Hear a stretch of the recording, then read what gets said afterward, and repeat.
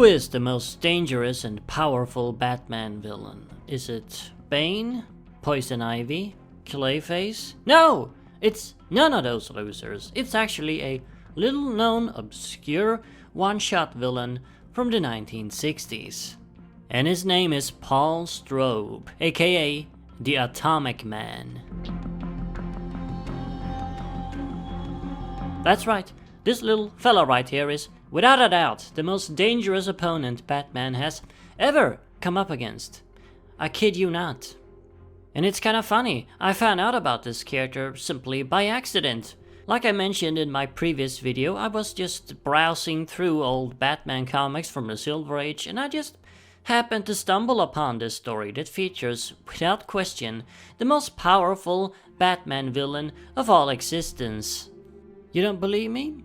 Well, I'll prove it to you. I'll show you what this character is capable of. So let's just jump right into it, shall we? Let's jump into the tale of the incredible Atomic Man. As mentioned previously, the Atomic Man only made one sole appearance, and this appearance took place in Detective Comics issue 280, published in 1960. The story in question was fittingly titled The Menace of the Atomic Man. There is no writer credited for this story, so who came up with it is a mystery. The artist was, however, Sheldon Moldoff.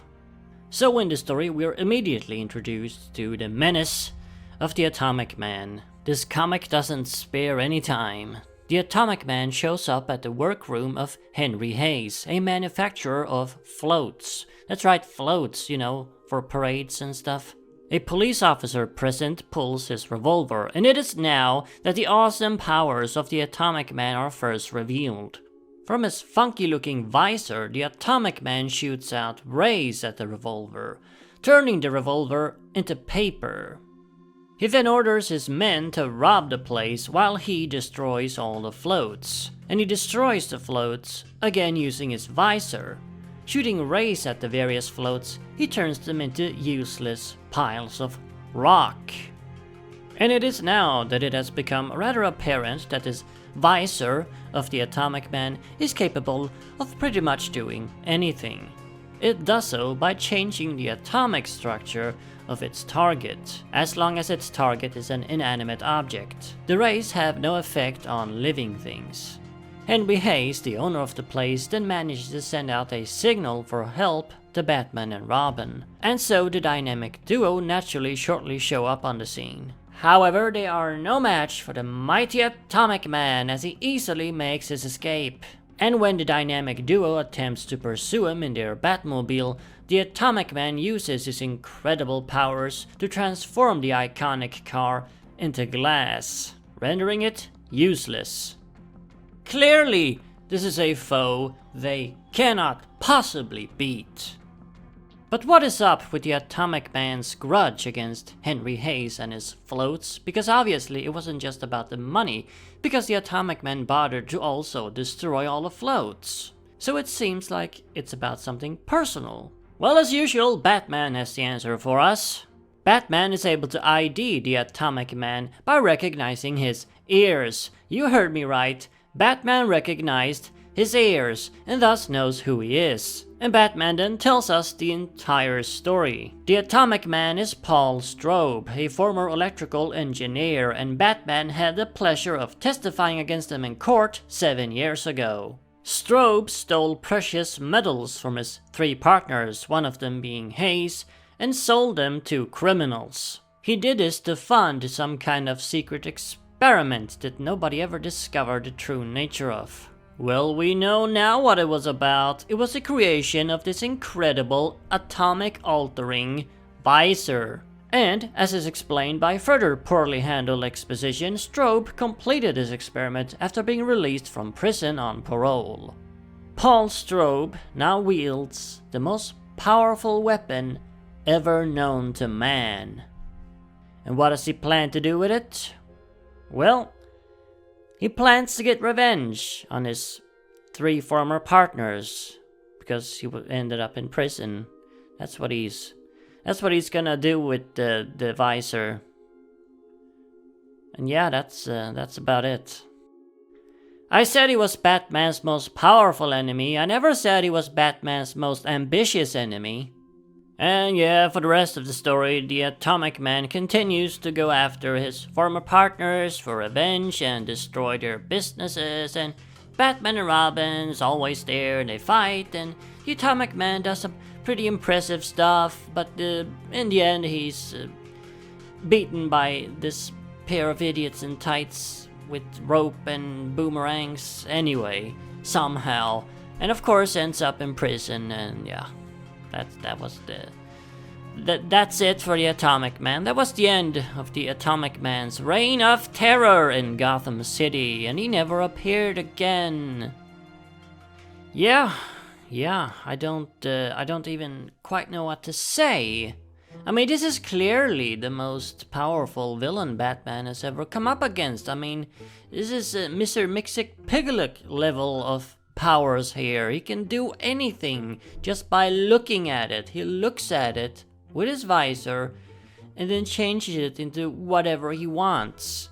I mean, yeah, sure, there are some limitations on this power, like for instance, he can only change inanimate objects, and he does have to recharge his visor every 2 hours. But still, even with these limitations, he's pretty much unstoppable, yet he was easily stopped by Batman and Robin, somehow. I mean, the writer of this story, whoever it is, was clearly too incompetent to actually do something competent with this incredibly overpowered character.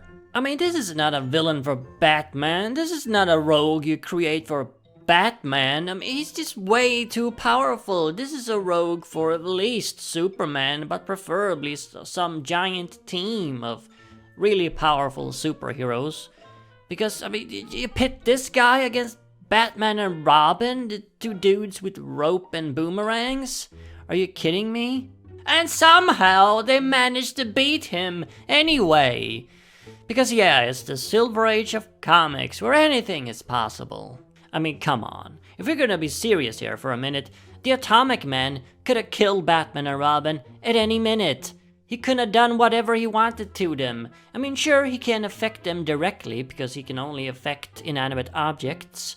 But what are they wearing? They're wearing costumes. He could have transformed Batman's costume into anything. Solid rock that would have crushed him, or into corrosive acid. Whatever. He could have killed him like that. Or he could have made Batman's mask translucent, so his secret identity would have been revealed. And he actually does that. He does that in the story. But it's ruined by this pathetic save at the end, where it's revealed that Batman anticipated that he would do this because he witnessed the Atomic Man do this earlier to another object, so Batman came prepared. He wore makeup on his face under the mask so that he will look like somebody else and not Bruce Wayne. Yeah. Why would he think to do that? Nobody would ever think to do that, wear makeup under his mask. So what? What? Maybe the Atomic Man escapes later and they face again. Who knows? What's Batman gonna wear makeup under his mask all the time now? Just in case he might run into the Atomic Man again? I mean, I guess so. I guess you have to. And having the guy just be about petty revenge? That's all you got? I mean, it's not even justified revenge. He's the one who screwed over his partners first, so it's not like he's sympathetic at all. I mean, this guy should be trying to conquer the entire world, the entire universe even, not to go after some 3 dudes and their businesses. Yeah, I think I've rambled on long enough about the Atomic Man now, and yeah, Batman's most powerful enemy. And as always, remember, Arkham Asylum awaits you in the next video. Oh yeah, he also made a tiny cameo on Batman the Brave and the Bold cartoon. I know you were gonna whine about that in the comments if I didn't mention it. Bye.